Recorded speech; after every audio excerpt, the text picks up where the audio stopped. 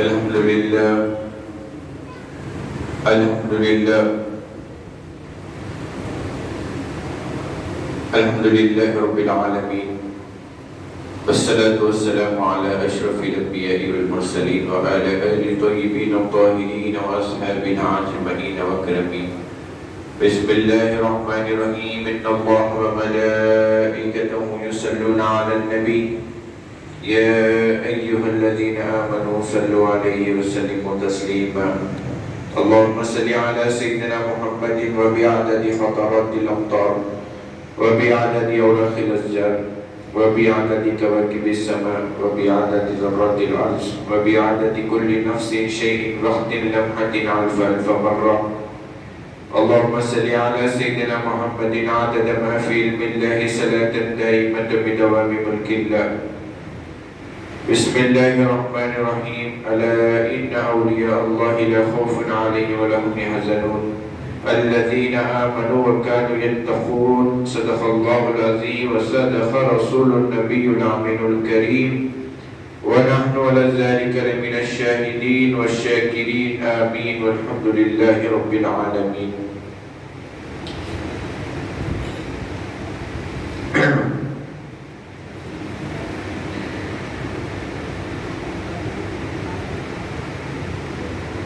جو آس داں سے تیرے لو لگائے بیٹھے ہیں، جو آس داں سے تیرے لو لگائے بیٹھے ہیں، خدا گواہ ہے وہ دنیا پہ چھائے بیٹھے ہیں. خدا گواہ ہے وہ دنیا پہ چھائے بیٹھے ہیں. خدا کے واسطے اب کھولو ہم پہ باب عطا. خدا کے واسطے اب کھولو ہم پہ باب عطا. جو دیر سے تیری چوکھٹ پہ آئے بیٹھے ہیں، جو دیر سے تیری چوکھٹ پہ آئے بیٹھے ہیں. ایک ہم ہیں کہ اپنوں کے دل نہ جیت سکے، ایک ہم ہیں کہ اپنوں کے دل نہ جیت سکے. وہ دشمنوں کو بھی اپنا بنائے بیٹھے ہیں، وہ دشمنوں کو بھی اپنا بنائے بیٹھے ہیں. چمک رہی ہے جبینیں تیرے فقیروں کی، چمک رہی ہے جبینیں تیرے فقیروں کی. تجلیات کے صحرے سجائے بیٹھے ہیں، تجلیات کے صحرے سجائے بیٹھے ہیں. ایک ہم ہیں کہ اپنوں کے دل نہ جیت سکے. وہ دشمنوں کو بھی اپنا بنائے بیٹھے ہیں، وہ دشمنوں کو بھی اپنا بنائے بیٹھے ہیں. نصیر ہم میں تو اپنوں کی بات کچھ بھی نہیں، نصیر ہم میں تو اپنوں کی بات کچھ بھی نہیں. کرم ہے ان کا جو اپنا بنائے بیٹھے ہیں، کرم ہے ان کا جو اپنا بنائے بیٹھے ہیں. حضرات کرام، میں نے جس قرآن پاک کی آیت کا شرف حاصل کیا ہے، اللہ تبارک و تعالی فرما رہے ہیں الا ان اولیاء اللہ لا خوف علیہم ولا هم یحزنون. خبردار، بے شک اولیاء کو کسی کا خوف ہے، نہ رنج ہے، نہ غم ہے. اولیاء اللہ، ان کو نہ کسی کا خوف ہے، نہ کسی کا غم ہے. اور ایک طرف فرمایا کہ اولیاء اللہ، یعنی ایک مقام پہ اللہ نے اپنی دوستی کا اظہار فرمایا، دوسرے مقام پہ اللہ کے ولی کی دوستی کا اظہار فرمایا. ایک مقام پہ کہا کہ الا ان اولیاء اللہ، اور دوسرے مقام پہ کہا کہ اللہ ولی الذین آمنوا، وہ میرے دوست ہیں. ایک مقام پہ کہا اور دوسرے مقام پہ کہا کہ میں ان کا دوست ہوں. وہ میرے دوست ہیں اور میں ان کا دوست ہوں. دوستی دونوں طرف سے بھی ہے، اللہ کے طرف سے بھی ہے، اللہ کے محبوب بندے کی طرف سے بھی ہے. اب یہ اولیاء ہوتے ہیں کیا؟ یہ اولیاء کون ہیں؟ اولیاء کرام یہ کون ہیں؟ یہ ہوتے ہیں کون؟ یہ ایمان والے اور تقوی والے ہوتے ہیں. خود اللہ نے اس کے بعد فرمایا کہ الذین آمنوا وکانوا یتقون. ایمان والے، تقوی والے اللہ کے ولی ہیں. صحابہ کرام نے عرض کیا یا رسول اللہ، اللہ کے ولی کی پہچان کیا ہے؟ تو صحابہ سے حضور نے فرمایا کہ اللہ کے ولی کی پہچان یہ ہے کہ جس کا چہرہ دیکھ کے تمہیں خدا یاد آ جائے وہ اللہ کا ولی ہے. جس کا چہرہ دیکھ کر تمہیں خدا یاد آ جائے وہ اللہ کا ولی ہے فرمایا. اور اللہ کے ولی چوبیس نہیں بنتے. اللہ کے ولی چبچنے بن جاتے. فرمایا کہ میں ان کا دوست وہ میرے دوست. اور دوسری جگہ فرمایا کہ اللہ جب کسی بندے سے محبت کرتا ہے اپنا محبوب بنا لیتا ہے اپنا ولی بنا لیتا ہے تو آسمانوں میں اعلان کرتا ہے. حضرت جبریل علیہ السلام کو ندا دیتا ہے اور بلاتا ہے, بلا کے کہنے لگتا ہے جبریل میں فلاں بندے سے محبت کر رہا ہوں, یہ بندے کو چاہ رہا ہوں, تم بھی محبت کرو, تم بھی چاہو. حضرت جبریل بھی وہ بندے سے محبت کرتے ہیں. نہ صرف یہاں تک بلکہ حضرت جبریل علیہ السلام بھی وہ بندے سے محبت کرتے ہیں اور سارے جتنے فرشتے ہیں ان سب سے حضرت جبریل یہ فرماتے ہیں کہ دیکھو اللہ یہ بندے سے محبت کر رہا ہے, میں بھی یہ بندے سے محبت کر رہا ہوں, تم سب بھی یہ بندے سے محبت کرنا. آسمان کے سارے فرشتے وہ بندے کو چاہنے لگتے ہیں اور زمین والوں کے دلوں میں اللہ تعالیٰ جو دل پاک ہے ان کے دلوں میں اولیاء اللہ کی محبت ڈال دیتا ہے. اولیاء اللہ کی محبت ڈال دیتا ہے پاک دلوں میں. سب کے دلوں میں یہ محبت نہیں آتی. پاک دل جس کے ہے اس کے دل میں اولیاء کی محبت آتی ہے. سب جنے اولیاء کرام کی تعظیم کرنے والے آپ کو آج کل نہیں ملیں گے, بہت کم ہے جو اولیاء کی تعظیم کرتے ہیں. اللہ نے, یہ اللہ کا احسان ہے کہ اللہ نے ہمیں چنا, اللہ نے ہمیں چنا کہ ہم اس کے محبوب بندوں کو چاہیں. یہ اللہ نے ہمیں توفیق دی کہ ہم اس کے بندوں کو چاہ رہے ہیں. ایک مشہور واقعہ, کیونکہ اب خواجہ رحمت اللہ نائب رسول کا عرس شریف چل رہا رحمت آباد شریف میں, رحمت آباد شریف میں حضرت کا عرس شریف چل رہا, تو اسی وجہ سے وہی مناسبت سے کچھ حضرت کی خدمت کی, حضرت کی زندگی آپ کے سامنے خدمت برس کرتے چلو. حضرت کا نام ہے رحمت اللہ, لیکن حضرت نائب رسول سے مشہور ہے دنیا میں, نائب رسول سے مشہور ہے. ہر ولی نائب رسول ہوتا ہے, ہر ولی نائب رسول ہے. یہاں پر کیا بات ہے کہ خواجہ رحمت اللہ نائب رسول کو نائب رسول بالخصوص کہتے ہیں. نہ صرف آپ کی زندگی میں بلکہ آپ کی زندگی کا جو طریقہ تھا, حضور پاک کی زندگی جو سرکار نے حکم دیا اس کے خلاف کوئی نہیں کرتا تھا. سرکار کے نقش قدم پہ چلتے تھے, حضور کے نقش قدم پہ چلا کرتے تھے. سرکار مدینہ نے جس چیز کی لیے منع کیا وہ منع, اور حضور نے جس کے لیے اجازت دی تھی وہ شریعت میں اجازت ہے. ہر ولی نائب رسول تو ہوتا ہے, لیکن یہاں پر حضرت کا معاملہ خاص تھا. آج بھی جاتے ہیں لوگ, حاضری کے لیے جاتے ہیں. کئی واقعات پیش آئے ہیں کہ کچھ امراض ہے, حضرت کے پاس جا رہے ہیں, کچھ دن رہ رہے ہیں, بڑے سے بڑے کینسر جس کو آنکھ اللہ نے نہیں دیے وہاں حضرت کے پاس رہ رہے ہیں, تو اللہ کی عطا سے ان کو آنکھ آ رہی ہے.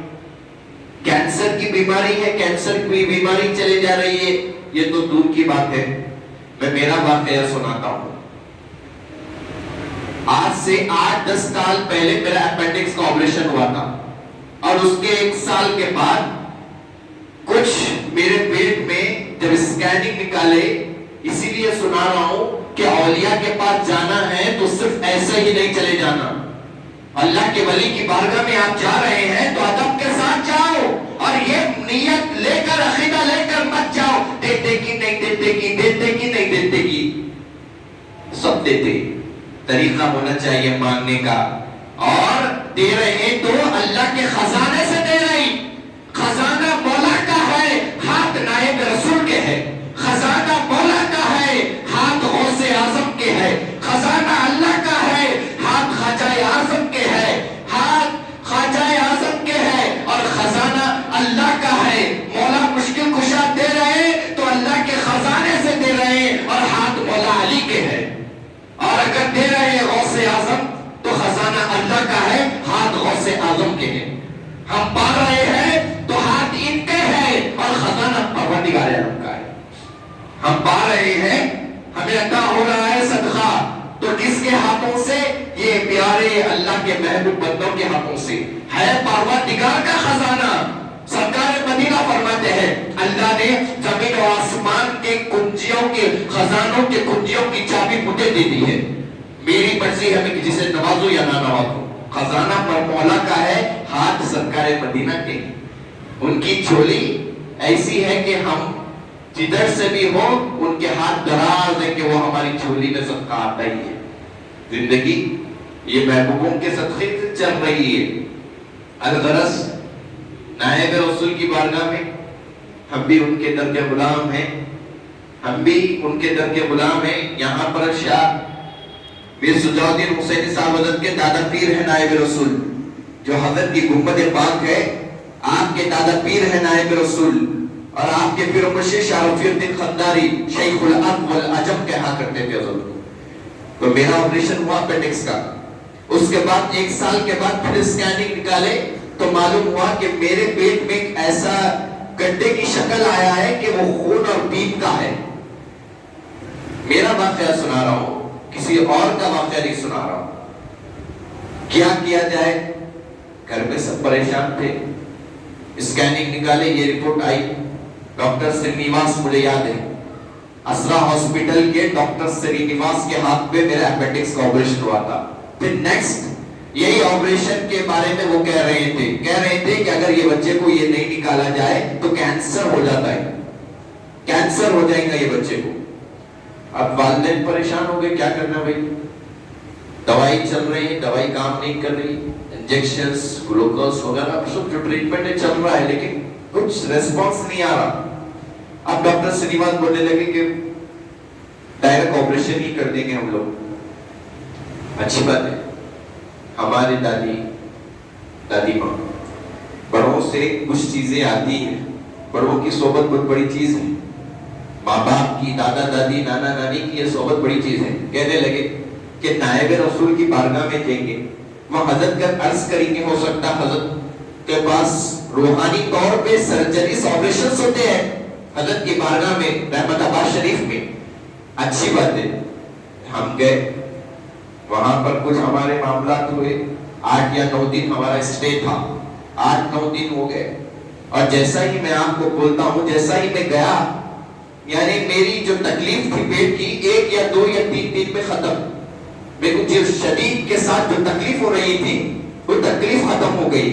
اس کے بعد 10 دن ہو گئے ہم یہاں تھے. اس کے بعد میں واپس آئے, ڈاکٹر سرینیواس کے پاس گئے. میں نے کہنے لگا کہ میری جو پیٹ کی تکلیف تھی الحمدللہ مجھے تھوڑا فرق ہے, ہو سکتا دوائی اثر کر رہے ہوں گے. اس کے بعد وہ کہنے لگے اچھا ٹھیک ہے آپ پھر سے اسکیننگ کرائیے.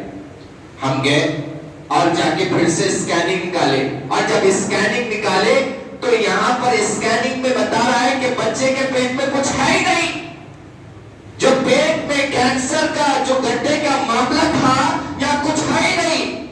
کہنے لگے ڈاکٹر سرینیواس, وہ کہنے لگے کہ بھائی ایسا کیسا ہو سکتا ہے, پھر دوبارہ نکالو. ہم نے 3 دفعہ نکالے اور 3 دفعہ بھی کچھ بھی نہیں آیا, نارمل رپورٹ ہے. اور وہ رپورٹ ہم رحمت آباد شریف جانے سے پہلے میرا کیس ایسا تھا, اور رحمت آباد شریف جانے کے بعد یہ میرا کیس ہے, یہ میرا کیس ہے.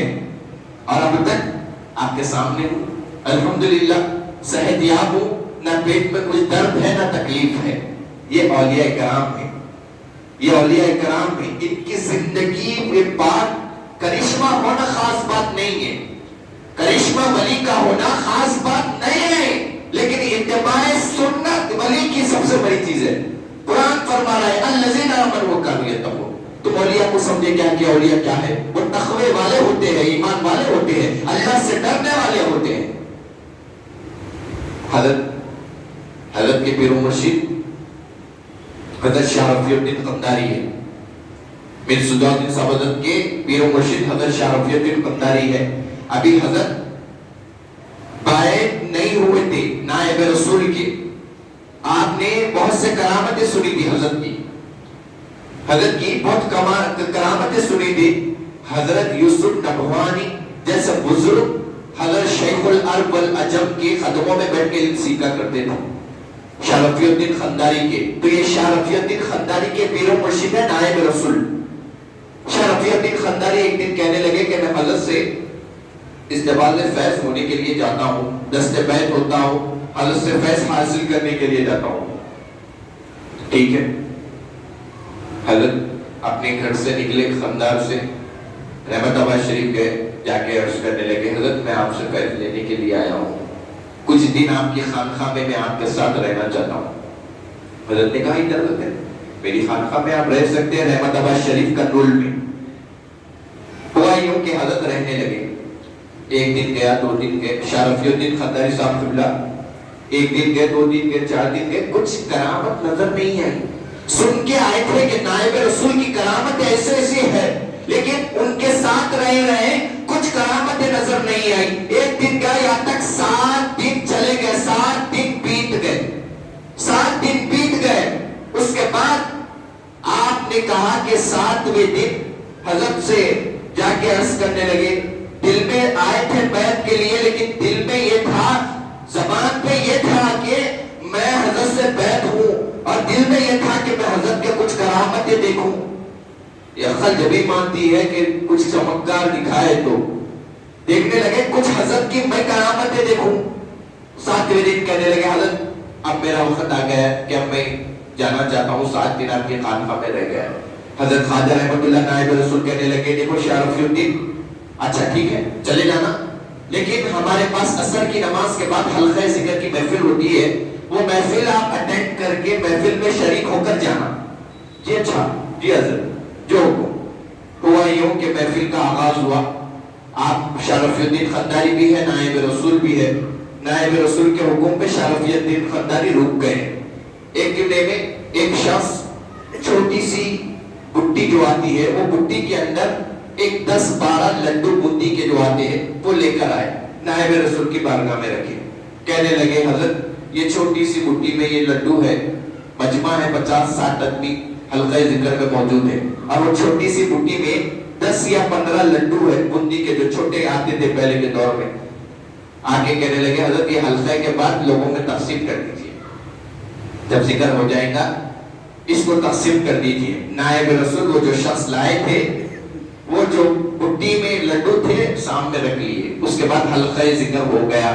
حلقہ ذکر ہوا، اس کے بعد میں نعت پاک کی محفل تھی وہ بھی ہو گئی. اس کے بعد میں حضرت نے شاہ رفیع الدین خنداری سے کہا کہ اے رفیع الدین آؤ، اب یہ لڈو سب میں بانٹو اور سب کو 2-2 لڈو دینا. کہنے لگے کہ سب میں بانٹو اور سب کو 2-2 لڈو دینا. شاہ رفیع الدین خنداری کہنے لگے کہ یہ ہے لڈو 10-15 اور سب کو 2-2 دینا. حضرت نے کہا کہ رومال کندھے پہ تھی، نکالے اور کہا کہ بٹی پہ ڈال دو اور نکالتے جاؤ، سب کو 2-2 دیتے جاؤ، سب کو 2-2 دیتے جاؤ. حضرت کے یہ فرمان سے شاہ رفیع الدین خنداری صاحب قبلہ حضرت کی رومال وہ بٹی پہ اڑا دیے، لڈو جس میں تھے. اس کے بعد سب کو 2-2 دے گئے. دیکھنے لگے کہ اندازہ تھے لڈو 15 اور جا کے 60-70-80 لڈو ہو گئے اور شوق میں بانٹ رہے. آخر آدمی جو ہے محفل کا اس کو 2 لڈو دے دیے. اس کے بعد نائب رسول کے پاس آئے، آگے کہنے لگے حضرت میں نے سب کو بانٹ دیا. کہا کہ سب کو دیے، کتنے دیے؟ کہا کہ 2-2 سب کو دیا. اچھا ٹھیک ہے، اب دیکھو کتنے ہیں؟ کہنے لگے تو وہ 2 تمہارے ہیں. کہنے لگے وہ 2 تمہارے ہیں، لے لو. کہنے لگے حضرت سمجھ میں نہیں آیا. آپ نے کہا کہ آپ ہمارے پاس اسی لیے آئے تھے کہ آپ ہماری کرامت دیکھیں. آپ نے فرمایا اس واقعے کے بعد کہ دیکھو ولی کی پہچان یہ نہیں ہے کہ کرامت دکھائے، ولی کی پہچان یہ نہیں ہے کہ وہ پانی پہ چلے، ولی کی پہچان یہ نہیں ہے کہ وہ آسمانوں میں اڑے، ولی کی پہچان یہ نہیں ہے کہ وہ دوڑ سے زمین پہ دوڑے. یہ تو اللہ نے ادنا مخلوق کو دیا ہے. مچھلی ہے پانی میں تیرتی ہے، پرندہ ہے ہواؤں میں اڑتا ہے، آدمی ہے زمین پہ چلتا ہے. یہ کرامتیں نہیں ہے، بلکہ اصلی کرامت یہ ہے کہ دیکھنا کہ وہ سرکار کی سنت پہ ہے یا نہیں ہے، دیکھنا کہ وہ اتباع سنت پر ہے یا نہیں ہے. اگر وہ سرکار مدینہ کی سنت کو پکڑ کے اور حضور پاک کی زندگی کو بسر کر کر ساتھ لے کر چلتا ہے، اپنی زندگی کا منشا وہی رکھتا ہے جو مولا کا منشا ہے اور سرکار مدینہ کی رضا ہے، تو سب سے بڑا ولی وہی. آپ نے فرمایا شاہ رفیع الدین قندھاری سے، دیکھو تم اتنے دن 7 دن تھے، کیا تم نے دیکھا کہ کوئی عادت غیر میرے اندر تھی؟ کیا میں نے سنت کے خلاف کچھ عمل کیا؟ شاہ رفیع الدین قندھاری نے کہا نائب رسول آپ نے کوئی سنت کے خلاف عمل نہیں کیا، آپ کوئی خلاف عمل نہیں کیے۔ کیا میں نے نمازوں کی جو بے پابندگی ہے کیا وہ کیا؟ کہنے لگے نہیں۔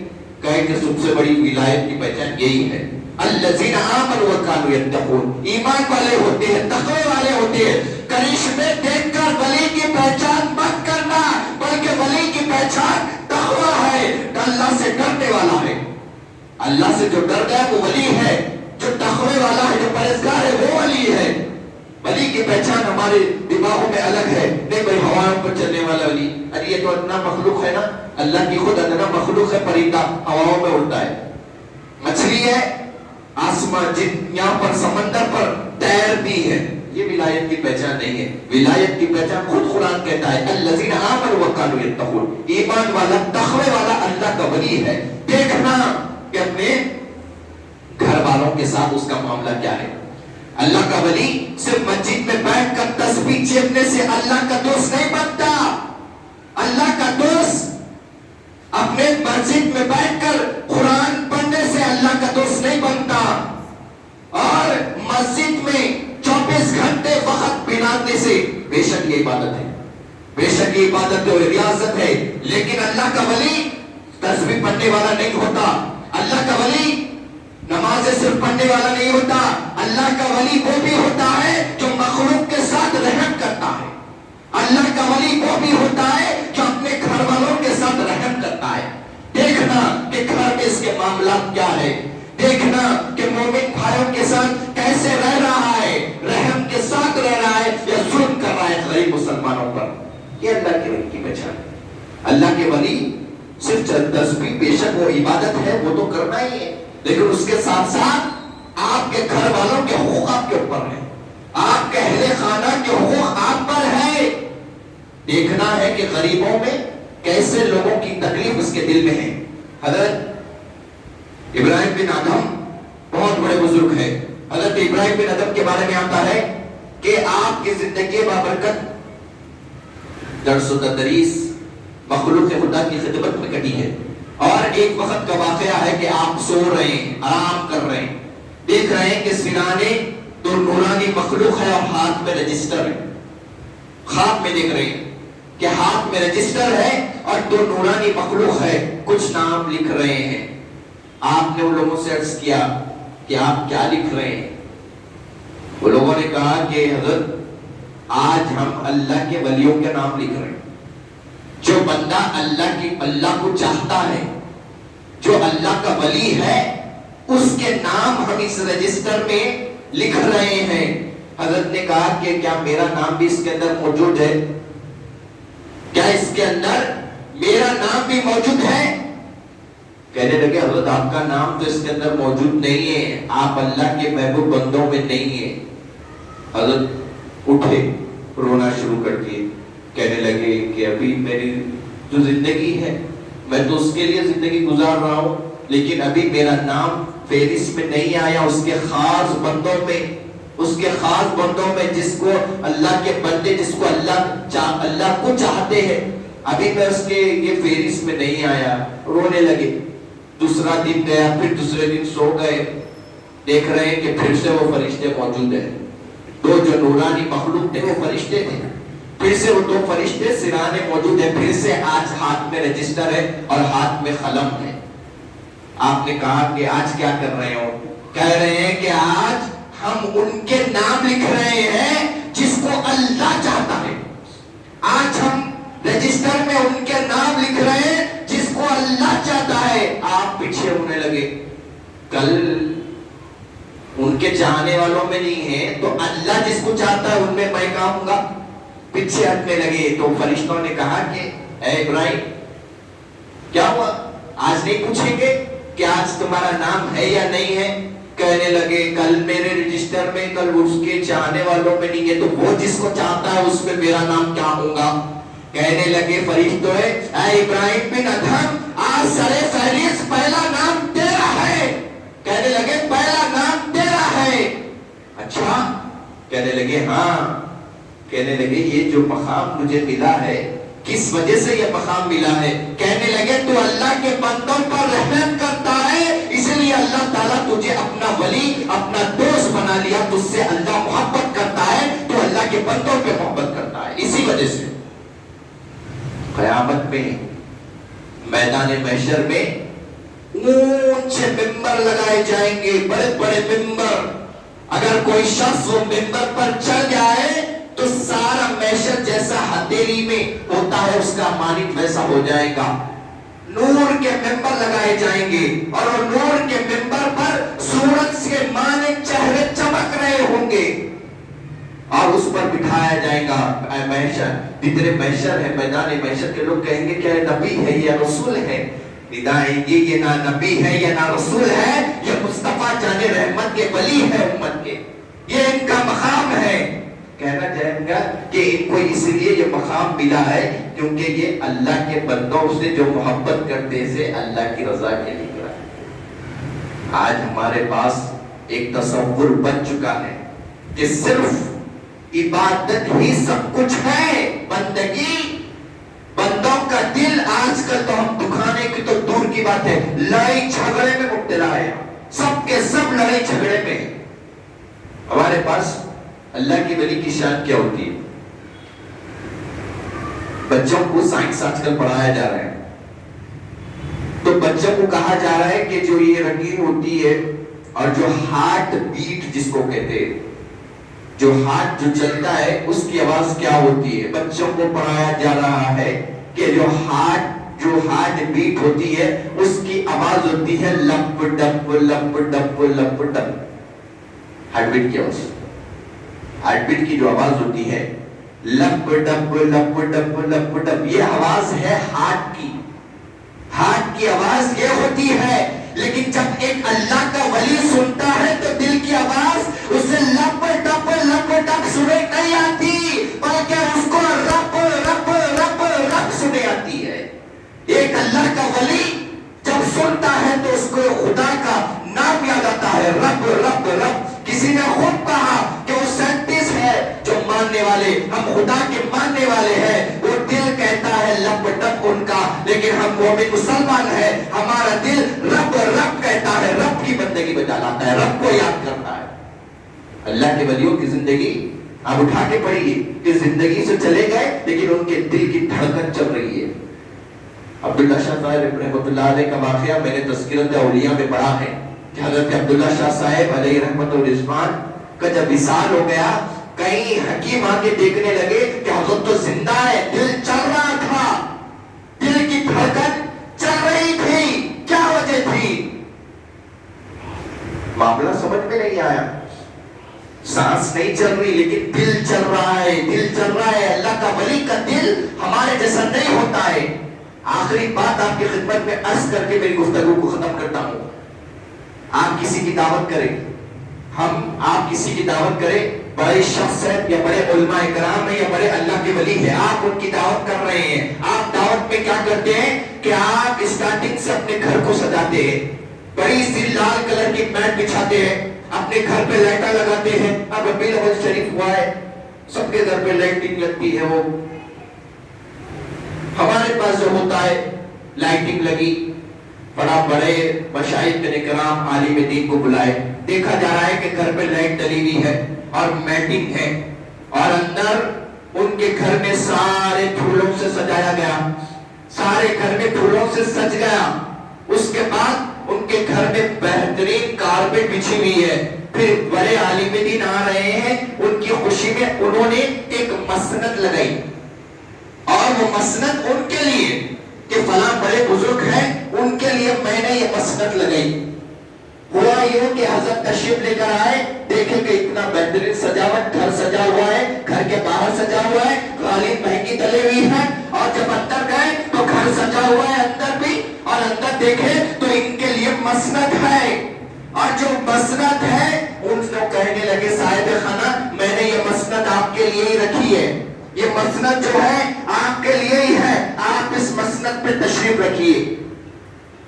جیسا ہی حضرت بیٹھنے کے لیے گئے دیکھے کہ مسند پہ 4 پائی کی بو براز ہے، یعنی کچھ جانور کی بو براز وہ مسند پہ ہے. اب آپ سے میں یہ کہتا ہوں کیا وہ حضرت جو آئے کیا وہ مسند پہ بیٹھیں گے؟ بیٹھیں گے؟ جو حضرت کو بلائے مسند پہ بیٹھنے کے لیے کیا وہ حضرت مسند پہ بیٹھیں گے؟ نہیں بیٹھیں گے. کیوں؟ کہنے لگیں گے میاں اتنی سجاوٹ کرا، باہر سے کارپیٹ بچھایا، بازو سے پھولوں کے کنڈے رکھا، گھر کو لائٹنگ ڈالا، اندر گھر سجایا، اتنا گھر سجا ہوا ہے، اندر گھر سجایا، اور میں جس جگہ پہ بیٹھنے والا ہوں وہ جگہ پہ کم سے کم اتنا نہیں سجانا تھا رے بھائی، لیکن میں جس جگہ پہ بیٹھنے والا ہوں کم سے کم وہ جگہ تو صاف رکھ دینا تھا. بولتے ہر کوئی بولیں گے. آپ کی بھی اگر کوئی دعوت کر کے آپ کو مسند پہ گندگی رکھ کے بولیں گے بیٹھو میاں، بولے تو آپ نہیں بیٹھتے. نہیں بیٹھتے. بیٹھتے کیا کوئی بیٹھتے؟ کوئی نہیں بیٹھتے. ہم بھی نہیں بیٹھتے. بڑے عالم دین ہو یا مشائخ کرام ہو، وہ مسند پہ جو گندگی ہے نہیں بیٹھتے. کہتے میاں اتنا سجانے والے اتنا نہیں سجانا تھا، جس جگہ میں بیٹھنا چاہتا تھا وہ جگہ کو تو صاف رکھنا تھا. یہ دل اللہ کی مسند ہے.